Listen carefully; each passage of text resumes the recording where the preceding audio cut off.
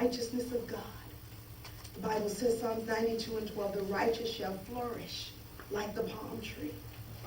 He made his entry into Jerusalem, yet he's seeking a place in our hearts. And we get distracted, but he gets determined. We back up, but he charges forward. We drop the ball, but he carries it on to the finish line. Yeah. I was in the hospital laying on that bed, and they told me to bring, when they called me on the phone, first of all, the nurse, and she said, I need you to bring this, Miss Mostella, I need you to bring that. And Miss Mostella, by chance, would you happen to have a will? A living will?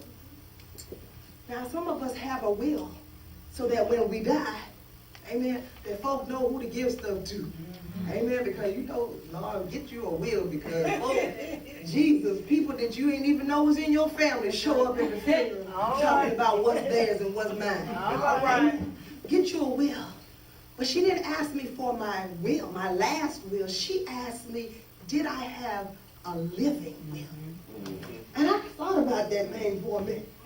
The reason they want to know if you have a living will is because while you are on the table, even though your surgery might not be a big, blown-out surgery, life-threatening and all of that, every time they put that needle in you, and that anesthesiologist puts that medication inside of your body to put you to sleep, there's a chance that you ain't gonna wake up. I said, Lord Jesus, these folks asked me. I had one, but it was 2009 when I got one.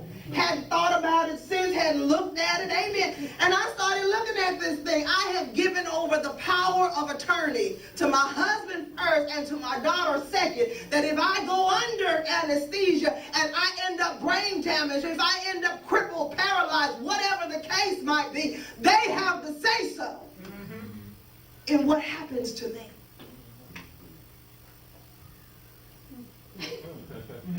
All right now. You got to make sure the folk love you, though. Okay. Because if they don't love you, it could be something minor. And they say put a DNR order on it. Do not resuscitate. You'll find perfect health. All they need to do is to give you a little shot and you'll come on back. But somebody say, hold on, wait a minute. Let me think about it. Thank you, Lord. Jesus has the power of attorney over our living will.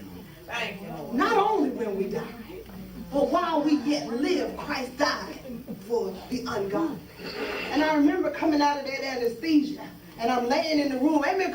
Once they put you under, you just kind of go. I know I'm a fighter. I don't go right away. He said, well, you gonna start feeling this and start feeling that. Like by that time, most people would have been out, but I'm a fighter. I ain't going nowhere until it's my time to go. Amen. And when I came out of the anesthesia, I remember looking, and I opened my eyes, and it came to me. I'm here. I'm still here. God is not finished with me yet. And the nurse was looking at me because apparently I was preaching the whole time I was coming out of anesthesia. For God so loved the world that while we were yet sinners, Christ died for the ungodly. He loved me. Greater is he that is in me than he that is in the world. Amen. I was giving them a little word before I left out of that place, and the nurse kept looking, are you all right? And the tears just kept flowing down my face. Because that could have been my last day when I went under. I kissed everybody in the house. I almost kissed the dog. I'm leaving here. I don't know if I'm going to come back. Jesus left here. And he went to an old rugged road. Just so I could live. And I remember saying to be absent from the body is to be present with the Lord. I wasn't scared about it, but you know, you just got to, Okay. it's a sobering place to be. And here Jesus is on his journey to Jerusalem, knowing that the only reason that he is on his way is so that he could lose his life. He could have a legion of angels. But he didn't do it. He could have said, Lord, I don't know if I want to do this. But he didn't do it. He said, not my will, but thy will.